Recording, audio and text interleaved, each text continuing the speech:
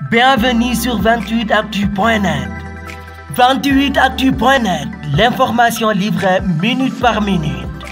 yéen kay ñu dalal Mamadou Mouhamed Ndiaye. jërë ngeen jëf Macky Sall mu mer ba kanam ngay sël-sëli saxaar moo nekk ci xëtu njëkku la témoigné réew mi quotidien Vox Populi enquête l'observateur Tribune ak le quotidien moom journal le quotidien mi ngi ñuy xamal ne mer mi démb la woon ba ñuy amal ndaje mii di Ida 20 ci hôtel King Fahd Palace ay kilifa yu mag la fa dajale woon ñu doon waxtaan ak a sottantey xalaat ci nu ñuy def ba suqali Afrique bi kilifa gu banque mondiale bi jëlee kàddu gi di wax ci la courant ba coupé jëf ju rus lu joojee le quotidien nee nañu moo xunnu président waa ji xolu mer ba futu moo waral bi mu jëlee kàddu gi di wax li mu njëkk a def mooy ñaaw lu coupure courant ba am ca ndaje ma ba wax ne incident bu ni mel kenn waru koo bàyyi mu jàll te dara waralu ko lu dul am na ko deful li mu war a def Macky ne loolee bu amee li ci war moo di sanction réew mi quotidien nañu njombeelu rëy moo am démb ci hôtel King Fahd ba ñuy amal cérémonie d'ouverture bu ndaje mii di Ida 20 ci digg cérémonie ba ci la courant ba demee yoonam Macky Sall di bëgg xar suuf si dugg ci ndax merum Macky Sall moomee enquête dina kay ni mu ko tuddee moo di la colère noire du président Macky Sall xam le ne coupure bi dafay firndeel ak cuune gu xel mënuta nangu enquête dolli ñu ci ne am nay xibaar yu leen wax ne moo ne day hôtel ba am na centrale bu am ñetti groupe électrogène yoo xam ne bu courant bi coupé dañoo war a déclencher Pape Demba Bitèye directeur général bu Senelec enquête dina kay nee nañu moom fi saa si la déclencher ay sanction ba am ñu mu tëbal Vox Populi di ko dëggal ba di ñu wax ne lu mu néew directeur général bu Senelec tëbal na ñetti directeur benn chef département benn chef de service ak ñeneen te naru faa yam ne ñoo ngi séntu yeneeni sanction yu war a am ci hôtel King Fahd Palace l'observateur nañu juróom fukki seconde moom la coupure bi def Macky Sall mer ca bay futu ndaje mi loolee lépp xewe Soleil national moom la xëye waaye ci weneenu anam bokk na ci li mu ñu ne lu jege juróom-benn fukki milliards maanaam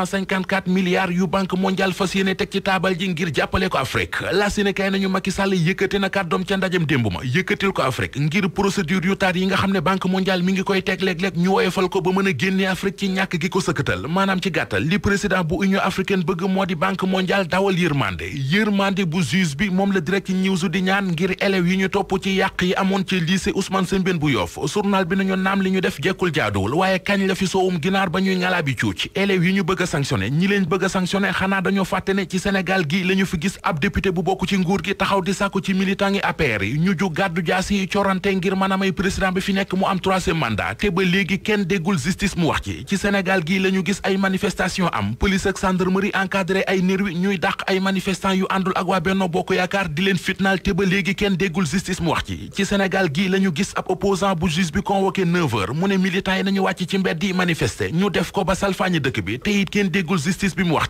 ci Sénégal gi le député Doudou Wade mbéje woon Alioune Sow mbéj mu rëy ma te mujjul fenn ci Sénégal gi la Ousmane Sonko ak Mbéri Sylla raage woon raag bu rëy ba ci assemblée nationale ku nekk génne di bàkku naan wulli na moromam te ba léegi kenn déggul justice bi mu wax ci direct news nañu yii yëpp xew na fi ñu muu ko waale ko te bu ñu fàtte ne naar bu ndaw bi lu mu def rek ca xayma ba la ko gisee ku mën a muñ yii yëpp war a mën a muñal élèves yi lycée Ousmane Sembène yi Ousmane meneen moo di Ousmane Sonko ak li mu waxoon keroog ca Bignona ne Macky Sall dafa bañ Casamance bañ waa Casamance bés bi le jour nee nañu kàddoom yooyee nation bi la agressé moo taxit bari nañu yëkkati seen kàddu ci réew mi di ko ñaawlu ci ñooñee yëkkati seen kàddu di ko ñaawlu Le Quotidien nee nañu bokk na ci doomi Casamance ji di Aminata Assome Diatta ministre du commerce ñaawlu na waxi Ousmane Sonko yi ba waxit ne jug jàmmaarloog Ousmane Sonko jot na ndax day nit koo xam ne intérêt boppam a ko ñor te jaral na ko lu nekk Lat Diop directeur général bu LONASE ne ci Vox Populi ab fractionniste ab rebelle ab ethniciste mooy Ousmane Sonko te du ko nangu ñu nangoo ci xët mu njëkk L'Observateur li xew dëgg-dëgg ci diggante kilifa yi yore basketub réew mi ak Boniface Ndong di entraîneur u basket bi ñu dàqoon bu yàggul ubbil yéenekaay bi leeral yu Boniface Ndong interview bu maître Babacar Ndiaye président fédération Sénégal basket ba ci réunion bi joueurs yi defoon ci Ndakaaru ak fédéraux yi ba ñu jugee ci Égypte lépp mi ngi ci page 11 ak 12 bu L'Observateur